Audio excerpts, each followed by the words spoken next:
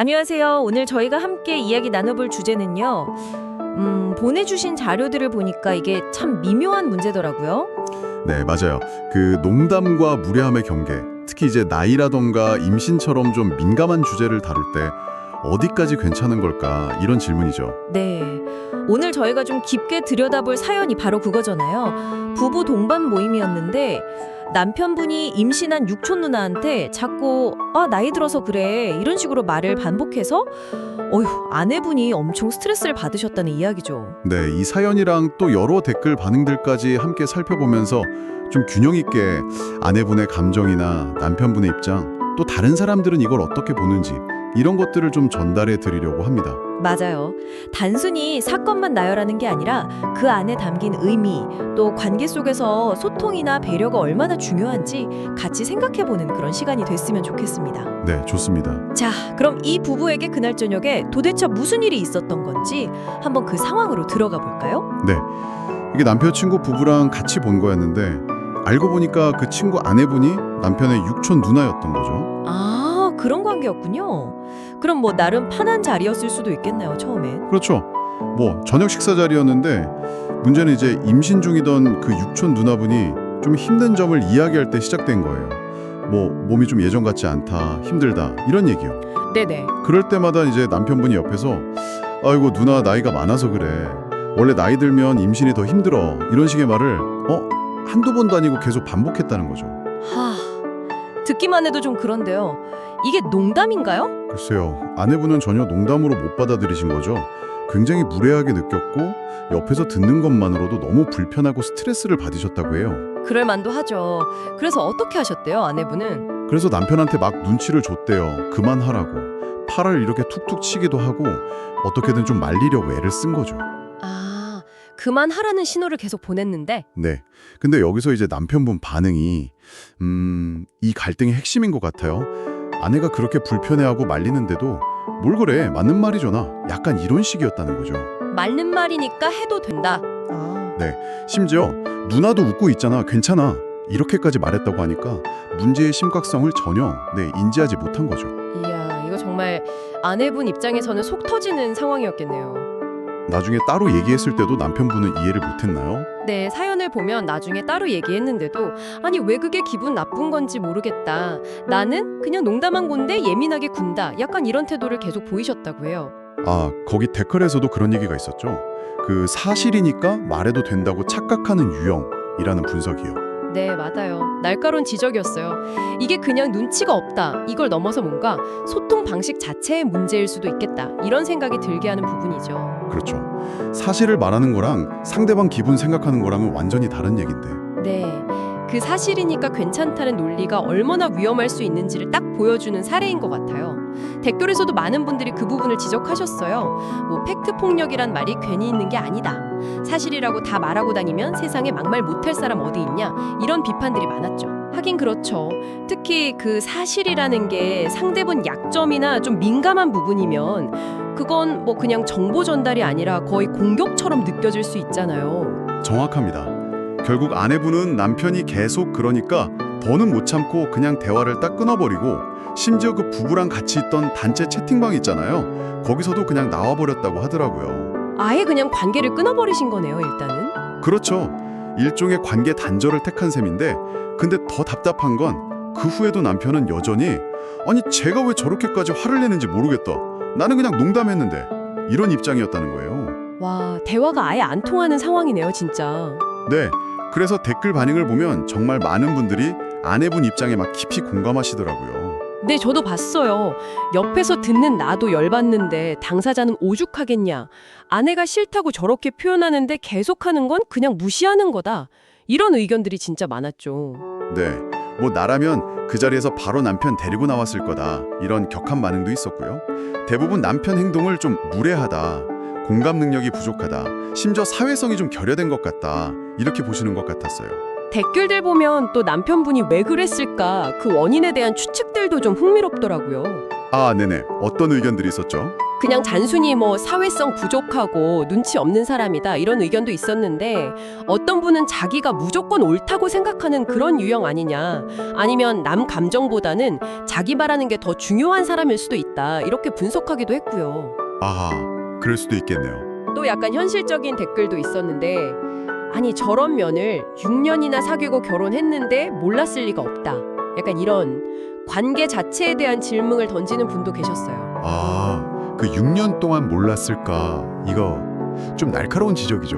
어떻게 보면. 네, 좀 뼈 아프죠. 결혼 전에 저런 면을 못 봤다는 게 더 신기하다. 혹은 뭐 알고도 결혼한 거면 어느 정도는 감수해야 하는 거 아니냐 이런 좀 냉정한 시선도 분명히 있었어요. 이게 뭐 남편 행동을 정당화하는 건 아니지만 그렇죠. 정당화는 아니죠. 네. 하지만 이제 관계 속에서 문제를 언제 어떻게 인지하고 또 해결해 나가야 하는가 이런 고민을 좀 하게 만드는 지점인 것 같아요. 자, 그럼 여기서 한 걸음 더 들어가서요. 저희가 이 자료들을 통해서 좀 얻을 수 있는 핵심적인 통찰이랄까 그런 건 뭐가 있을까요? 저는 댓글들을 쭉 보면서 몇 가지 중요한 지점들이 눈에 띄더라고요. 첫 번째는 역시 그 사실 전달과 무례함의 경계 문제. 이게 제일 큰 것 같아요. 맞아요. 많은 댓글들이 사실이라는 이름으로 행해지는 그 언어폭력 문제 이걸 지적하고 있었어요. 네. 특히 그 비유가 진짜 인상 깊었는데 기억나세요? 아, 그거요? 연로하신 부모님이 편찮을 시다고 할 때 아이고 돌아가실 때가 돼서 그래요라고 말하는데 정상이냐? 이거 말씀하시는 거죠? 네, 바로 그거예요.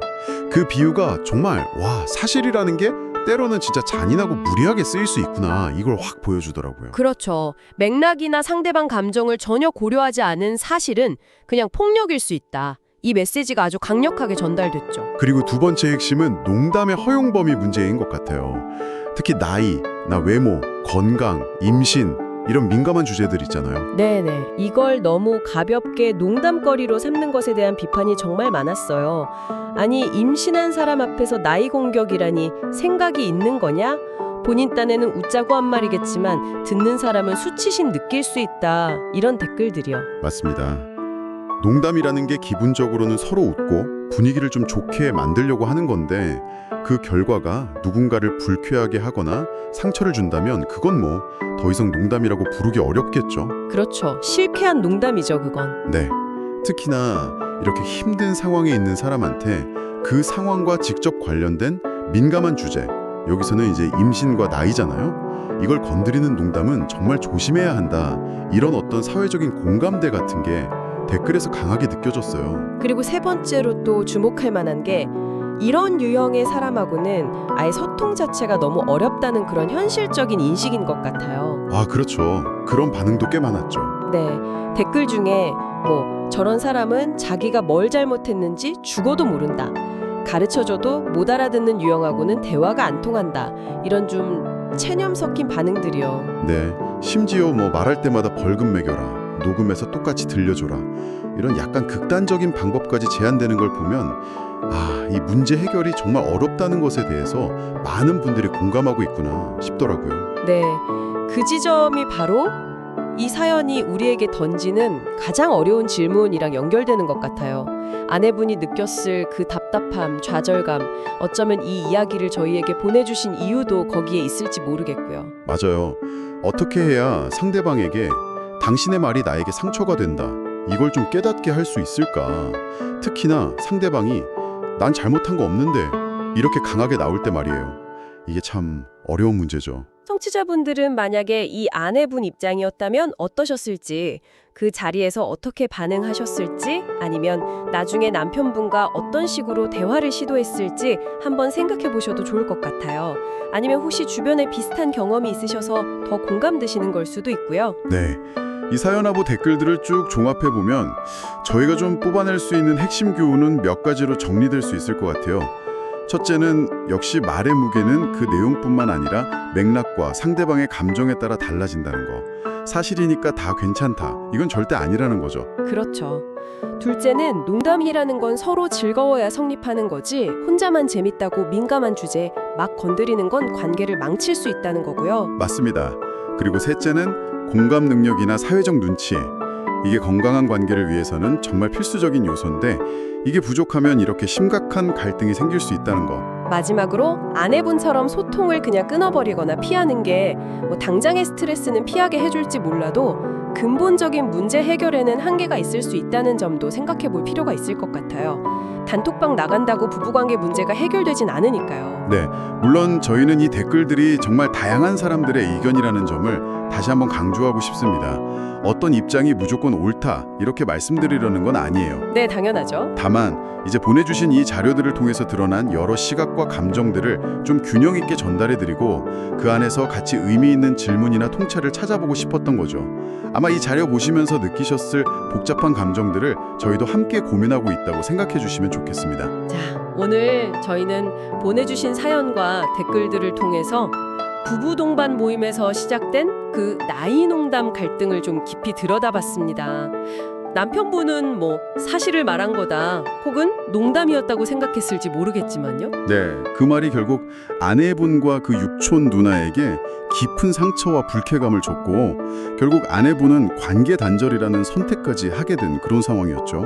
댓글 반응에서도 봤듯이 정말 많은 분들이 남편분의 행동을 공감 능력 부족, 무례함으로 보면서 아내분 입장에 동조했어요. 동시에 이게 단순히 한 사람의 문제를 넘어서 사실과 무례함의 경계, 또 농담의 적절한 선은 어디인가, 그리고 소통 방식의 차이가 관계에 얼마나 큰 영향을 미치는가에 대한 어떤 사회적인 고민까지 엿볼 수 있는 기회였던 것 같습니다. 네, 사실이라는 방패 뒤에 숨어서 상대방 감정을 외면하는 태도가 얼마나 관계를 해칠 수 있는지 분명하게 드러난 것 같아요. 자, 여기서 마지막으로 저희가 함께 고민해보고 싶은 질문을 하나 던지면서 마무리할까 합니다. 네, 어떤 질문인가요? 사연 속 아내분은 결국 대화를 멈추고 자리를 피했고 남편분은 끝까지 자기가 뭘 잘못했는지 모르는 것처럼 보였잖아요.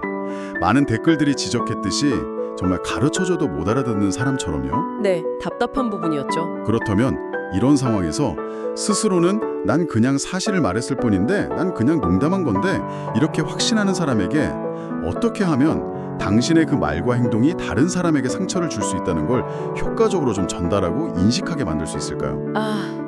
어려운 질문이네요. 특히 상대방이 막 방어적으로 나오거나 회피하려고 할 때. 그렇죠. 그 깊은 인식의 차이, 그 간격을 좁히려면 단순히 네가 틀렸어 라고 지적하는 것 말고 뭔가 다른 소통 방식, 다른 전략이 필요하지 않을까 하는 거죠. 어떤 방법이 있을까요? 네, 이 질문에 대한 답을 한번 스스로 생각해 보시는 것. 어쩌면 그게 오늘 저희가 함께 나눈 이야기의 진짜 의미가 아닐까 싶습니다.